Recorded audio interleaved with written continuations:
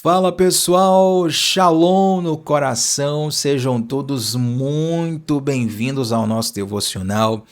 Abre a sua Bíblia comigo no Salmo de número 92. Eu quero ler com você aqui um texto que vai do verso 12 até o verso 15. Nós vamos ler esses 4 versículos, são os 4 versos finais aqui do Salmo 92 e a partir deles nós vamos conversar nos próximos minutos. Você está aqui pela primeira vez? Se inscreve no canal, vem com a gente, estamos juntos de segunda a sexta, 7h30 da manhã, onde sempre começamos o dia mergulhando na palavra de Deus. Inclusive, eu quero te convidar a levantar sua intercessão por esse devocional hoje pelo seguinte, deixa eu abrir um parêntese aqui, e não precisa ficar preocupado. Se eu falo assim, levanta a intercessão, a pessoa vai ficar preocupada, mas calma. Esse cenário aqui, para quem não sabe, algumas pessoas acham que isso aqui é inteligência artificial. Isso aqui é um cenário, tá? Embora seja um cenário simulando, mas não é inteligência artificial, não. Tem um tecido aqui atrás que simula esse cenário aqui de escritório. E eu tava rearrumando ele aqui um pouco antes do devocional, mudei um pouco a posição dele, ele tava soltando, rapaz, eu tô temendo aqui que esse cenário caia durante o devocional. Se cair, vai ser aquele vexame universal, mas aí vocês já levam em conta, já conhecem, sabe como é, a gente tem família aqui no devocional e vai dar tudo certo. E se não der tudo certo, a gente tá junto mesmo assim. Amém? Mas falando do que de fato importa, que é o texto bíblico aqui, o Salmo 92, verso 12 em diante, vai dizer o seguinte: o justo florescerá como a palmeira, crescerá como o cedro no Líbano.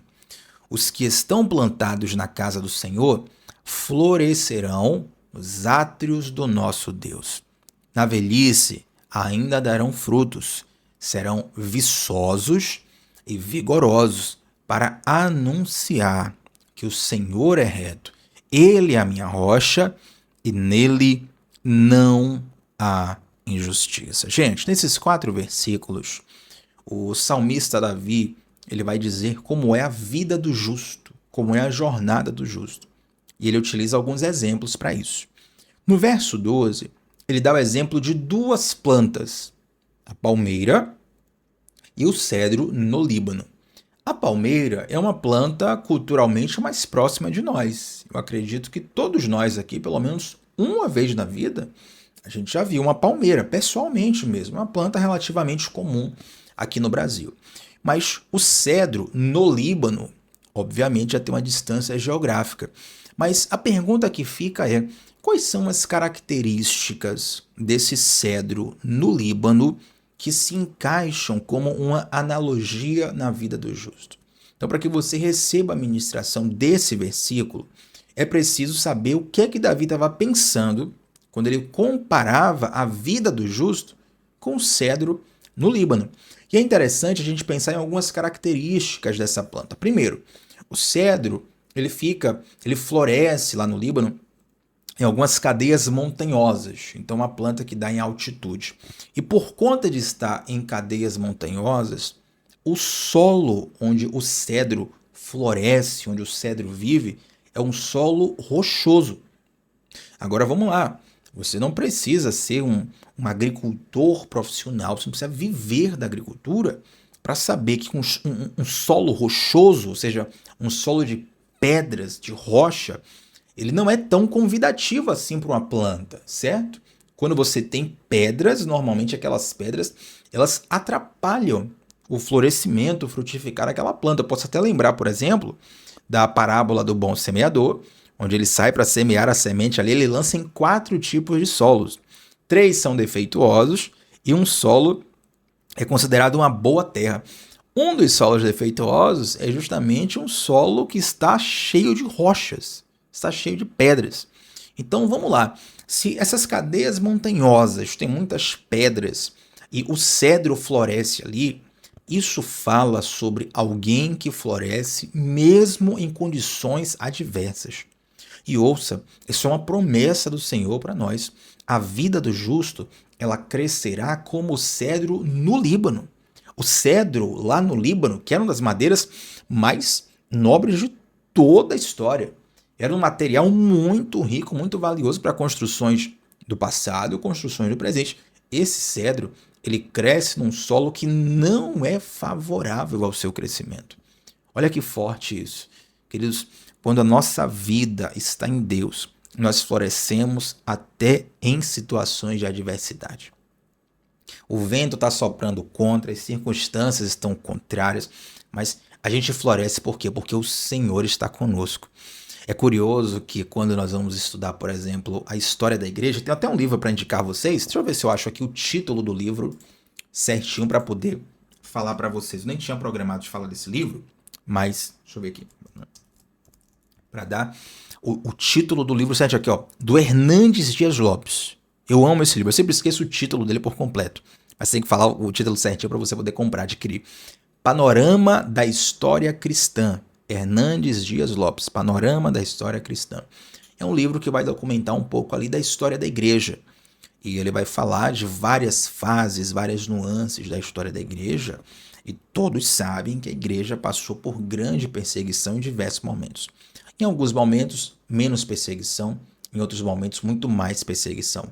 Mas é curioso como os momentos de mais crescimento da igreja, ou seja, que o evangelho foi pregado, que o evangelho foi absorvido, que mais pessoas fizeram aliança com o Senhor, foram os momentos de mais perseguição do evangelho. Interessante isso, né? Então, Tiago, vamos perseguir o evangelho que é para o evangelho crescer. Não quero perseguir nem evangelho, nem religião nenhuma, nem crença nenhuma. Somos a favor da liberdade, vivemos num lugar livre, graças a Deus. Mas o que eu quero te trazer é que mesmo quando o cenário é hostil, Deus pode dar crescimento. Mesmo quando as circunstâncias são contrárias, Deus dá vitória. Mesmo quando o vento está na direção contrária ao seu barco, o Senhor Deus, quando ele está no barco, ele dá ordem para o vento se acalmar, ele dá ordem para a tempestade cessar. Então, a primeira grande característica que a gente vê no cedro do Líbano é que ele cresce num solo que não é favorável. Agora, como é que acontece isso? Será que a raiz é tão forte que vai quebrando a pedra? Eu fiquei com essa dúvida quando eu fui dar uma pesquisada. E, na verdade, como é que acontece? A raiz do cedro, ao invés de quebrar, de furar a pedra, ela vai meio que desviando da pedra, procurando ali algumas brechas dentro da rocha, e então a raiz vai se aprofundando. Ou seja, a nossa vida, nós não devemos olhar para as pedras da vida e ficar reclamando, ficar batendo de frente. A gente deve se adaptar às situações. Isso fala sobre pessoas que se adaptam. Sabe qual é um grande inimigo? Um grande inimigo da adaptação, da boa adaptação? A murmuração. Um grande inimigo da boa adaptação é a murmuração. Porque quando você murmura, você está perdendo a oportunidade, está perdendo a chance de ver as oportunidades que aquela situação te traz. Já viu aquela frase que é clichê que diz assim, ó, toda crise guarda oportunidade. Isso é verdade. Agora, na crise, muitas pessoas perdem tempo e perdem energia murmurando. A murmuração, ela não consome só o seu tempo. Ela consome a sua energia. Você começa a ficar com a alma cansada de tanto murmurar. E murmurar é muito viciante. Embora poucos reconheçam isso. Murmurar é muito viciante. Sabe por quê? Porque quando nós murmuramos, nós estamos inconscientemente transferindo a nossa responsabilidade para terceiros, seja pessoas ou circunstâncias. Então é muito reconfortante para a alma humana dizer, olha, eu dei errado, mas a culpa não foi minha. A culpa foi de fulano, ciclano, beltrano, foi da circunstância X, foi da circunstância Y. E eu não quero anular o fato de que circunstâncias e pessoas nos afetam sim. Mas, meu irmão, se a nossa vida depender das circunstâncias, depender das pessoas, a gente não vai dar certo nunca. Porque não existe circunstância perfeita. Mas existe um Deus que é perfeito e age nas circunstâncias. Então, da mesma forma que o cedro, ele tem uma raiz que vai ali passando pelas pedras, né? E vai ali colocando a sua raiz no solo finalmente. Nós precisamos entender o processo de adaptação de que em qualquer cenário, Deus vai dar uma saída. Deus vai abrir uma porta. Deus abriu o mar. Eu vi essa frase esses dias. Deus abriu o mar, Deus não vai abrir uma porta para você. Saiu de menos. Então, onde você estiver, na situação que você estiver, na circunstância que você estiver, Deus pode fazer você enraizar e ser sólido. E tem uma outra coisa interessante sobre o cedro, que a gente já vai caminhando um pouco mais para o final, é que o cedro, gente, ele é uma planta, ela é uma planta de crescimento muito lento. Então, nos primeiros anos, ela cresce muito lentamente. Se você for pesquisar por aí, você vai ver até alguns comentários um pouco mais radicais, né, mais poéticos do que botânicos necessariamente, que vão dizer assim, não, olha, a raiz do cedro, ela demora muitos anos até aparecer. Não, o cedro, ele aparece normalmente, mas o seu crescimento no início é muito lento. Às vezes passa alguns anos ali, o cedro ainda está pequeno. Mas sabia que essa árvore, ela é uma árvore, primeiro, que pode chegar a uma idade milenar. Um cedro pode viver durante séculos e pode passar até 1000 anos de existência. Você tem noção do que é isso? Eu acho que a gente não tem noção disso porque nós somos pessoas que vivemos apenas décadas. Uma pessoa do nosso tempo que vive mais de 100 anos, essa pessoa já é uma exceção da exceção da exceção. Mas ainda assim, se a gente pegar a pessoa de idade mais avançada em toda a Bíblia, desde Adão, a pessoa não chega a 1000 anos. Então note como o cedro tem essa durabilidade. E Davi vai dizer o seguinte, ó, a vida do justo ela é como o cedro. Ou seja, não é um vento que dá e passa. A sua vitória, irmão, ela é perene, ela é sólida. E note que na Bíblia, a palavra de Deus, não só em Salmos, não só em Provérbios, na Bíblia inteira, a palavra de Deus sempre faz uma comparação entre justo e ímpio e fala assim, ó, os ímpios passarão. Os ímpios serão arrancados da terra, serão desarraigados, ou seja, a raiz vai ser arrancada, mas o justo, ele vai continuar. O justo, ele vai permanecer. O justo, ele vai ser duradouro, ou seja, essa bênção de Deus, ela não é apenas para uma estação, é algo sólido que dura a sua vida inteira e mais. Eu vou mais longe. Dura mais que a sua vida. Tiago, como é que dura mais que uma vida se eu não vou estar aqui? Meu irmão, abençoa pessoas que você alcançou em vida. Abençoa seus filhos, abençoa seus netos. A sua vida aqui na Terra, ela tem um prazo de validade. E é muito rápido. Mas o seu legado, aquilo que você deixa, isso pode continuar durante muitos e muitos e muitos e muitos anos, além da sua existência. Então, assim também é a vida do cedro. E embora o cedro ele cresça muito lentamente no início, ele é uma das árvores que alcança uma das maiores altitudes no mundo inteiro. Se você for pesquisar, depois você dá um Google, ver assim, a foto de um cedro. Ele vai ser uma árvore que chega a muitos e muitos e muitos metros. Então tem cedros que chegam a 20, 30, 40 metros. Eles não são grandes apenas para cima, são grandes também horizontalmente para o lado. São árvores muito fortes, muito sólidas, grandes, duradouras, mas o início delas é tímido. A Bíblia fala para a gente não desprezar os pequenos começos. Está lá em Zacarias. Já fiz até um devocional sobre isso. Quem lembra? Não podemos desprezar os pequenos começos. Às vezes, as pessoas te veem nos pequenos começos e elas te ridicularizam. Ou às vezes, a tua própria mente, o teu próprio coração te vê em pequenos começos e esses pensamentos começam a te bloquear, começam a te travar, você começa a ter vergonha de si mesmo, da sua história, só porque você está numa fase que ainda é pequeno, ainda não é tão evidente, ainda não é sólido, não é firme. Mas, meu irmão, a maturidade vai chegar. A bênção, ela vai florescer. O crescimento, ele vai vir no tempo exato, no tempo perfeito, no tempo de Deus. E assim como o cedro, ele passa vários anos no seu início ali, ainda tímido, ainda pequeno, mas depois ele cresce mais do que muitas outras árvores e dura muito mais do que outras árvores. Assim também é a vida do justo. Quando a gente olha a vida dos ímpios, se o nosso olhar for carnal, a gente vai começar a achar que servir a Deus é prejuízo. A gente vai começar a achar que servir a Deus é perda de tempo. A gente vai começar a achar que servir a Deus é algo que está roubando de nós algo que estaríamos vivendo. Não, meu irmão. Permanece plantado no Senhor, permanece com as raízes no Senhor, permaneça nele, porque quando você frutificar nele, Não é no mundo, é nele. Aí esqueça tudo. Agora, não dá para ter fé só quando você frutificar, certo? Não, Tiago, eu preciso ver para crer. O evangelho não funciona assim. No mundo, você tem que ver para crer. É para não cair em golpe por aí, né? Então, Tiago, eu preciso ver, tem que ter uma prova que eu vou poder fazer o acordo, fechar, fazer o Pix. Tem que, para não cair em golpe. Mas na fé, na palavra de Deus é diferente. Ele vai falar assim, ó, provai e vede que o Senhor é bom. Primeiro você prova, depois você vê. A fé é o firme fundamento daquilo que não se vê. Se você vê, você não precisa de fé. Você precisa de fé para aquilo que você não vê. Entende? Então, Tiago, não estou vendo crescimento, não estou vendo frutificação, não estou vendo, sabe? Tudo isso aí que está prometido permanece plantado no Senhor.